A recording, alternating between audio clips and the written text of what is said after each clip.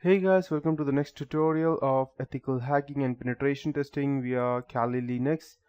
So in the previous tutorial I taught you how we could actually go ahead and get into any random websites if they are vulnerable to SQL injection. And we did that through SQL mapping. So what we did in the previous tutorials were we first found a vulnerable website through Google Doc or via other methods, and then we did some initial checks to confirm whether the website is vulnerable to SQL injection or not. Then I provided you some different examples of what the errors would look like and how they would run exactly. And I finally taught you SQL mapping to go ahead and gather the username and password. So we have the username, but the password won't be the same as we thought.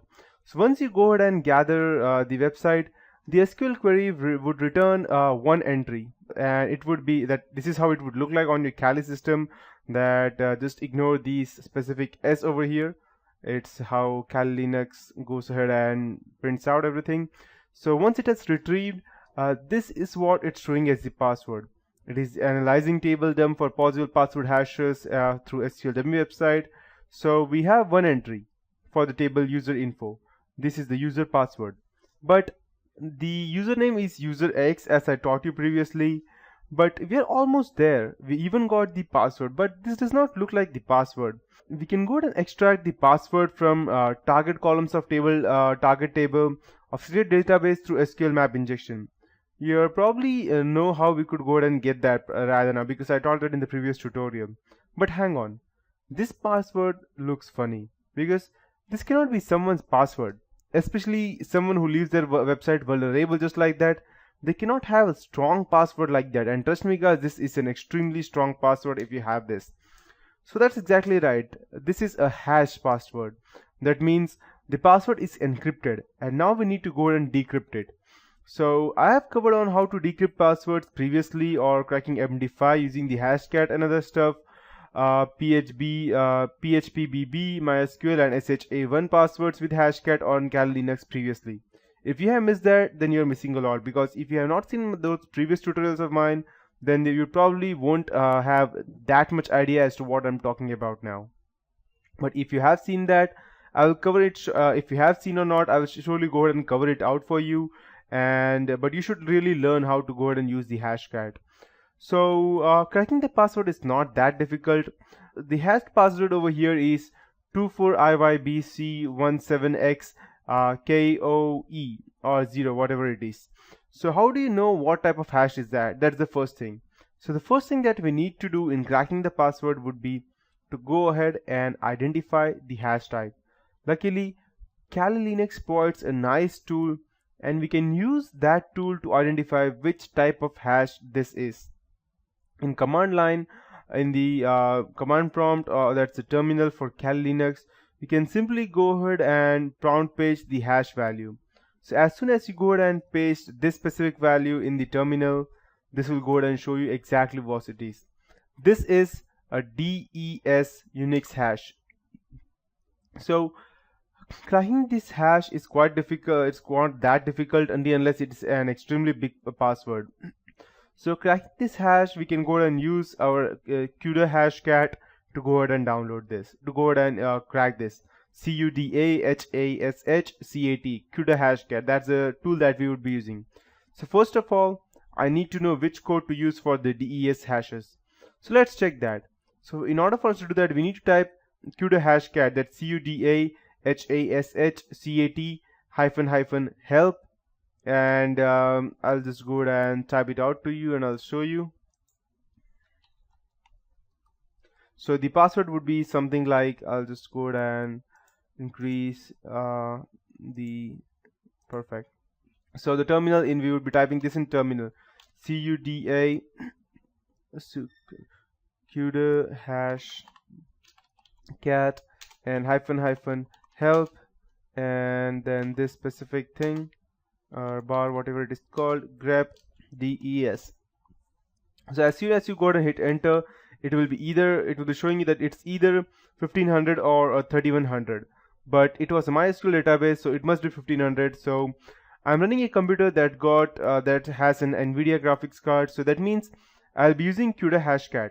On my laptop, I have got an AMD ATI graphics card, so I'll be using the OCL Hashcat on my laptop. If you're on VirtualBox or VMware, neither will work. You must install Kali in either a persistent USB or in a hard disk to go ahead and actually crack these things, because a graphic card cracks much faster and in a much better way.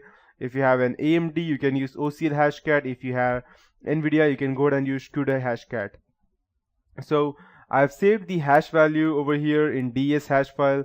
So the command that I would be running to go ahead and crack our own hash would be CUDA Hashcat -m, and since it is a 1500, I'll just type 1500. Since it is in MySQL, -a space 0 and space /root /sql /des period hash, that is the place where our hash would be, and space /root /sql /rocku period txt. And if you are wondering what rocku is, that means that you have not seen my previous tutorial in which I have told you that rocku is specifically designed for Kali Linux rainbow table that has n number of, or more than even 14 lakh specific passwords or text that can go ahead and help you crack your password. It's a kind of brute force type of stuff.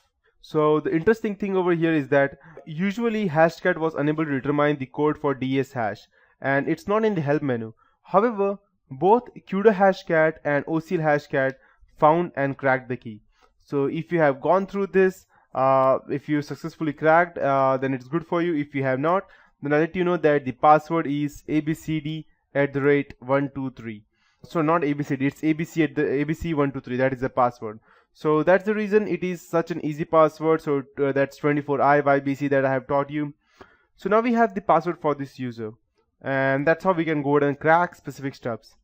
So the conclusion for this is that there are many other ways to get into a database or obtain other users' information. You should be able to go ahead and practice these techniques on your websites that you have permission to, and not on any specific thing else.